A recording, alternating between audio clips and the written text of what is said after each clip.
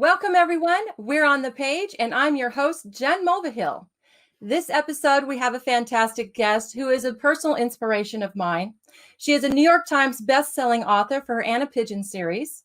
She is also has been on the stage, has done commercials. She's also done industrial films and voiceover and radio. And under her many hats, she has also worked as a park ranger and is a big advocate for our national parks. Please welcome Nevada Barr. Hi, Nevada. Hi, Jen. How's it going? Oh, fabulously. I mean, COVID is over and everything's coming up roses. I mean, spring has changed everything. I just feel a whole new rush about life. It's a good feeling, isn't it? Because it's been crazy, hasn't it? Oh, so very strange. You'd think as writers we would have had all this lockdown time to just create like crazy, and I haven't done anything but read romance novels and play in the garden. Oh, well, see, now I don't feel so bad because I was feeling guilty that I wasn't doing a whole lot of writing. But I hear this from a lot of authors. Mm-hmm. Something about it, I don't know. Well, I like for our fans to get to know you a little bit better. And in doing that, my first question is the books that inspired you when you were a child. Was there a particular series or book that stuck with you? We learned to read very young, and my mother, in fact, got a lot of flack from other parents because she let us read comic books. Her whole idea was to have us think, ooh, reading, what fun, I can't wait. And so my sister and I both just devour books.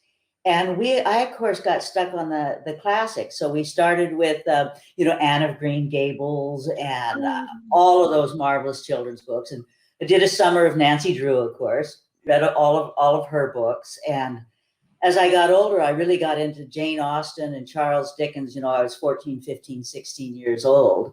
And so a lot of my inspiration came from old dead English authors. I had a real fascination with them for a very long time. Then in college, of course, it was science fiction. So. Oh, goodness. So what are your favorite science fiction authors? Isaac Asimov. He had no women in his books, but I didn't notice that till about the third or fourth time I read them. So I doubt I was ready for some women in my books. Yeah. But Robert Heinlein, not too many women there either, but for the time, they were my favorites. I think one of my favorites is Friday, I think is the name of the book, where the main character is a woman. I missed that one. I'd probably been still reading them if I'd found it. Yeah, I think I liked it because it was so rare for him to have women as the protagonist. So yeah, that was my favorite too. And I have Asimov. I have almost all of these books behind me. I have a little over 2,000 books in my personal library, so it's crazy. I'm not going to help you move. My husband says I'm sinking the foundation, so oopsie. So you did some acting on the stage. How did all of this lead into writing? They're all of a piece, Jen, I think, because I always wanted to be an actor. And then I did that for a number of years. And so you spend a lot of time memorizing dialogue, studying characters, playing characters, creating characters. And so when I kind of moved into writing, all of that stuff was a little easier for me since I'd been doing theater for so many years. I was accustomed to listening and thinking and plotting what people were going to do next and how it should be emotionally invested. So I think it served me very well. Oh, and I think it did because you have some amazing characters. I read all of your Anna Pigeon series, and then you have some standalone novels that are just amazing. I got the opportunity to read 13 and a half and review it prior to it coming out. So that was very exciting for me. It was different. I know you had some other books out there prior to Anna Pigeon, but I hadn't read them. And so when I read 13 and a half, I was like, oh, this is different. And this is really good. So it was my first thriller, although some of the Anna Pigeons are more thriller than mystery, because it's fun to write action. It's fun. It is. And you have a lot of that in the Anna Pigeon series. You have all the national parks in them. And I was counting them, and I actually have been to 9 out of the I think it's at least 19 different parks. And I was looking at it, I was like, oh, I've been to all of these on multiple occasions. So when I read the stories, it was very easy for me to get into the story because I knew exactly the place I was at. When you have such great description, and that probably comes with you working as a park ranger in the parks. Was that? That was huge because when I was actually a park ranger, the writing was much easier. Once I quit park ranger and started writing full time, it got harder because you don't have that constant feed of images and smells. And of course, when you're working there, you find out all the dirty secrets. And when you're visiting, it takes about 3 glasses of wine and overnight on some ranger's couch to get the good stuff, you know. Yeah, I bet. I bet you got some juicy details that did not get into the books. Oh no. Yes. So, when did you realize, and it probably goes back to your acting career, but when did you realize that language had power and you could use this superpower? I actually have written my entire life. My mother sent me, about 15 years ago when she was cleaning out her house, she sent me the first long piece I'd written, and it was my autobiography. And I was in 2nd grade, so it was really short. That's awesome, though. But I have always written. It clarifies my thinking. Uh-huh.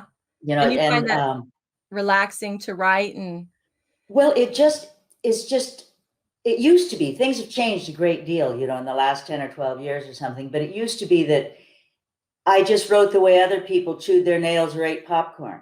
You know, I just couldn't quite stop doing it. But I never realized language was such a superpower until I got older and I got into that teen, early college thing of being, you know, really the harsh humor, the cutting edge humor, that kind of thing. And I hurt people. oh dear.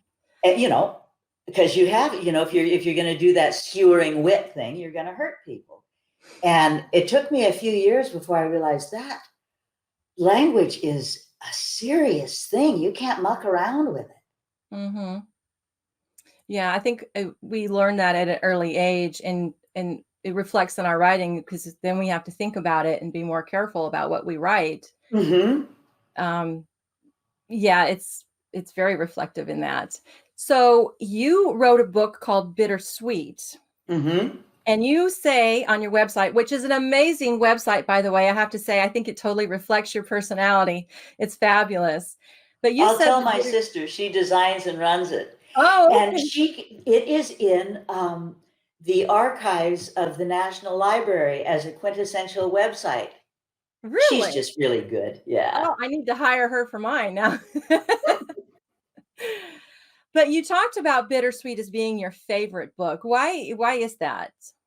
I think because it was the first one published, and because all of the stories in it are, you know, like you've written a bunch of books now, Yeah. and you start having a bag of tricks, you know, and you start having things that have to be carted along with you, you know, cats and dogs and husbands and stuff in the storylines if they're series. And with Bittersweet, everything was fresh out of my brain, you know, childhood stories and old myths and different things, you know, the myths of childhood, not the Yeah. myths of the real world. But I think that's why I liked it, is because everything was raw, unprocessed. Oh, that's awesome. I haven't read that admittedly, but that's on my list now. And I think your last book that came out was What Rose Forgot. Mm-hmm. You want to tell us about that a little bit? Yeah, one of the reasons I started that I wrote Bittersweet and then the Anna Pigeon series is, like we were chatting a little bit about earlier, that I love having women take responsibility, move the plot, do the deeds, handle the gun. And I craved that. And there wasn't much of that. And then I started writing the Anna Pigeon series. And now, of course, a lot of young writers are doing that, and they're doing it fabulously. The women characters in fiction have just become so fabulous that I didn't feel the need to write that anymore. But then the What Rose Forgot book is about little old ladies taking control of their lives and moving the plot and doing things, because there is just kind of a sense in our youth obsessed culture, which we kind of brought out in the 60s, and now were tired of youth-obsessed cultures. And so I wanted to write a book where a woman my age, 68 years old, 69 now, was taking charge of her life and having the adventure, because there's, as a woman once said a long time ago, she said, I was 25 or something, and I was in a theater, and she said, I was complaining about no roles for women, and she said, wait till you turn 40. All you get to do is puff pillows in the second act. And so I wanted to write a book where grandmother wasn't puffing pillows in the second act. And that's great. I think you're right. We do need more books like that. I think one of the reasons I started my young adults, both of my series, was because it seemed like all the protagonists were male, were boys. Nancy Drew was a big thing, but there's not a whole lot out there. And I think there's more and more now. Oh, yes. Especially in the fantasy, a lot of people, the young adult fantasy, there's a lot of the young girls that are, holding the torch and carrying it on. They're the princesses. And I finally got talked into watching Frozen with my granddaughter. And I was just so thrilled that both of the heroines were women. The love of the sister was what drove the thing. And the men had lovely walk-on parts with their mooses and whatnot. And it was just such a thrill to see how far we've come. Yeah, I liked that too. I thought that was fabulous that it was the love of the sister that saved everything. So that was just brilliant writing, I thought. So I totally agree with that. So you have quite a few novels. Can we pop up? We have some of them to show. Can we pop those up? I know they're not all of your books, but there are quite a few. There we go. And that just kind of shows. And you've got great cover art too. Oh, there was only one that I didn't like, and they don't use that one anymore. I've always been quite delighted with, and you don't get any choice. They won't even let the author in this building when they're designing the cover. I mean, if you burst into tears and call your agent, sometimes they'll change stuff, but authors are pretty low down on the design trail. Okay, so what are you working on now? I'm excited to find out. Absolutely nothing. Oh, okay. My garden. I don't know. I like to think that I'm composting. That this downtime will come forth with something new and interesting, but maybe not. I don't know. I've just been sort of this whole last year, with COVID and the presidential situation and all that stuff. I've kind of been dormant almost. Yeah, it's really kind of put a damper on a lot of things. And I think people just feel like they're frozen in time. Speaking of frozen. So you also are an artist, and you've done some paintings. Is that a career choice or a hobby? It's a hobby. And I've sold what could be considered a lot from an artist's point of view. One year I actually made $10,000, which nearly paid for my painting and my supplies, but mostly it's just a hobby, because to make a living as a real artist, it's brutal. And there are so many people out there that are just so good at it. Oh, definitely. But the work involved is tremendous. Yeah, they put their heart and soul into it, and it's when it's difficult to sell a piece. I know I see a lot of that. I go to several conventions, and there's a lot of artists, not just comic book artists, but other artists that depict life around us, and I see them struggling to get it going. Yeah, you sell one book and it gets a good start. You can kind of make a living, but you sell one painting, then you've got prints, and unless it turns out to be the blue dog or something, which is infinitely rare, it's just hard to make a living.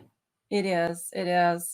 But from what I've seen of your art, it's beautiful. It's displayed in an art gallery in down there in New Orleans, or? I do. I still have a gallery down here that I show in. I haven't been painting as much as I did. As I said, I'm dormant. I'm in hibernation. Probably when I wake up, I'll have two little baby bear cubs running around, and I won't know where they came from. And magical cats. You still have your Yes. magical cats. I have 3 of the 4. One of them has gone away, and they're all 16 years old. And I got them at the Mississippi Animal Rescue League. I got a pregnant mama cat, and they're 16 years old now. And I've always loved the Mississippi Animal Rescue League for my cats. Yeah. I have one. She's the prima donna. She owns the house. So Of course. I couldn't bring another one in because it's her house. So tell me about your workspace. I'm always excited to see what other authors have as their work writing space. Well, this is it. It's my painting studio and my writing studio. And it's just, I wish you could see it all because it's totally utilitarian. There is linoleum is Dutch taped over the floor so I can splatter paint around. The walls are plain gray so they won't interfere with my thinking. And it's full of light. Mm-hmm. I require a great deal of light. So it's on the 2nd story, and I've got windows. You see the 2 windows behind me, and there's another window to my left. And it's my workroom. Everything you see, I have big countertops all the way around, covered with paint and paintbrushes and whatnot. That sounds like fun. Well, every woman needs a room of her own. Yeah. And especially if you're doing some sort of work of your own, whether it's project work or professional work or anything else, we spent too many years having shared space, and we need our own space. Everybody does, if you can. If you can, yeah. Behind me, this is my workroom. It's like a huge library. Yeah. But that's because I grew up in the libraries and I just love books and the smell of books. So it's for me, that's relaxing and helps me write. But don't you love libraries? Oh, I mean, you can go there if you're a felon or a prima donna or anything. You can go there and you can take out books just because you say you'll bring them back. And then if you get them late, it's like, oh, you've got a fine here. That's $2.17. And you think, wow, I haven't paid a fine that low in years. This is great. I love the library. I do too. And they also have book sales, and that's my demise. And when I go to conventions, I think they do this on purpose. They put my table across from the library table because they know as soon as I sell a book, I'm running over and I'm buying another book of somebody else's. So they see me coming. So speaking of libraries and books, do you have a lot of books in your private library? I used to have floor to ceiling books everywhere. Attic was full of books. And then I went over to the dark side.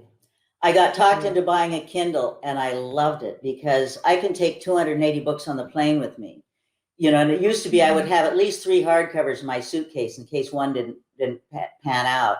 And I love the fact that it's easy on my eyes. I can make it bigger, lighter, darker. So I got rid of all my books, except I have one bookcase filled top to bottom, back to front, with books from authors I like signed to me. Oh, yeah. That I've collected over the years. So those are the only books that I've kept. The rest I donated to the library. Right. I probably should do that. I don't know. You may have to wait a while. There's you can only shed certain, things at certain times. Right. And I have a lot of collection too. So, and my daughters say, well, have you read them? And I'm like, I'm working on it. Yeah. There's a lot of books. I'll have more time. So what is the oldest book that you have? Do you have any old books? Oh, the oldest book that I currently own is an old Webster's dictionary that I used way into my computer years. A great big one, it's like 8 inches thick, and it lives on a book stand. And it was, now of course I look up on the computer like everybody else did, but for a zillion years, and it was from when I was a little kid, because it had enough words in it to write a few good books, so I didn't need anything else. Oh yeah, but I love books. And when I do research, it's the books. That we have Google, but the books seem to be more accurate to me for some reason. What I loved about the books that doesn't happen with Google so much, because I don't tend to go down rabbit holes. But I remember when I was writing Bittersweet, my first published book, I was trying to find out what a mule cost in 1876. And I spent 3 days traveling 90 minutes to the Reno University Library. And for the hell of it, about 2 years ago, I said, hey, Google, what did a mule cost? And bingo, there it was. But while I was researching what a mule cost, I ran across all manner of other interesting things. And I don't find that on Google. It gives you the answer, but it doesn't give you the journey. No, and it is quite a journey being able to research in books. Yeah, there's a lot of stuff on Google you cannot get. And I tell everyone, if you do your research, go to the library first. Yeah, and because it gives you context and also great ideas, You'll come across things where you think, ooh, I could use that. Yeah. Oh, definitely. Definitely. So when you were writing I'm trying to remember, I think it's the Carlsbad Caverns one. Is that the one where she's trapped in the cavern for a while? Yes, Blind Descent. Wow, that was intense. So I have to ask, obviously you had been in the caverns since you worked there, but did you ever get lost? No, I am extremely claustrophobic. And in fact, they took me on a special off-trail tour in, Carlsbad Caverns. And it took about 90 minutes to get in. This lovely woman led the way in, and it was, crawling and scrambling and stuff. And we got to this huge underground auditorium, is all I could call it, filled with stalactites and stalagmites. And we were halfway up on this little natural balcony, and she sang Amazing Grace, and the acoustics were perfect. Oh, wow. But even with all that glory, she let me lead the way out. We were out in 40 minutes flat, man. I just had to get out. Get out of there. Well, I think maybe your claustrophobia might have come through in that writing, because it was pretty intense. My editor said, who's also claustrophobic, said that we should have sold the book with a little packet of Xanax in the front cover. Yeah. It is pretty cool. So one of the things I like to ask everybody, because everyone has a different answer, and I'm going to set you up a little bit here for this one. So you are trapped in your house. There's a storm or a pandemic or something of that nature, and you have all the supplies you need to survive. But what are the 3 comfort things that you like to have or need to have? Definitely my Kindle, to have unlimited access to books, that I don't have to go out. The other would be streaming, Netflix or Amazon. I love movies. And the other would be an unlimited art supplies.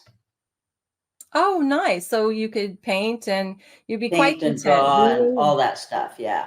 Reading, painting, and watching your movies, which I think is what we all were doing. Oh, yeah. I felt so bad for people that didn't have access to. A girlfriend of mine who's about 10 years older than I am, and she got angry at her electronics and just threw them all, and she just hates them. So she was trapped in a 2-room condo with nothing, no videos, no Amazon, no texting, no nothing. And that, this has been, the electronics have been a godsend during the pandemic. Yes. For connections. And as you can see this too, where you're in a totally different city than I am, and we can still talk about things live. So it's really kind of neat, the things that they've come out with. I remember when there wasn't internet, we didn't even know what the web was. No, it's not that old. No, it's quite young, but that's, yeah. So what, so you said you're not working on anything right now, but tell everyone where we can find all of your stuff. Amazon's got it all. Barnes and Noble. Because if you can go to a bricks and mortar bookstore, Johnny at Lemuria's got probably enough of my stuff to pass a nice evening. Yeah. If you've got an independent bookstore, go there. And if not, Amazon's got everything. Those independent bookstores are few and far between. I see we have your website scrolling across the bottom too. I really think everyone needs to check out that website. It is amazing. Yeah. My sister's a genius. She is. I'm half as smart as she is too. So I'm pretty darn clever. And I have to do a little shout out. My Aunt Olivia wanted me to tell you that she is a really big fan. In fact, I think she was the one that turned me on to your books. Thank you, Aunt Olivia. And so I think we still have a little bit of time. Is there anything, advice that you would like to give a writer or wannabe writers? The only thing I can think of, because I think it's hard to, I mean, people do, teach writing, but I think there's so much out there now that the only thing that's truly original is the stuff that's idiosyncratic to you, to Nevada Barr and to Jen, and nobody has that connection. So if you try to jump on the coattails of a trend, or you go chasing the wave, I think you're doomed to be derivative. But if you really, your point of view is so idiosyncratic, I think if you stick as close as you can to your own truths, you'll have a much better product. And for one thing, it'll be something you like, and if you don't like your own writing, it's a real drag. Yeah. And it feels tedious to try to write it. That's really, it's like a nasty English assignment instead of a creative moment. Yeah. Well, I think that our time is running out. I really enjoyed having you on the show, and I thank you so much for being here. And we're looking forward to seeing some more writing from you. And I'm going to go down and check out that art gallery too, because I'm anxious to see what you've painted. But thank you again. And until next time, keep reading, keep writing, and we'll be able to save the world one story at a time. Thank you. Thank you, Jen. This was lovely.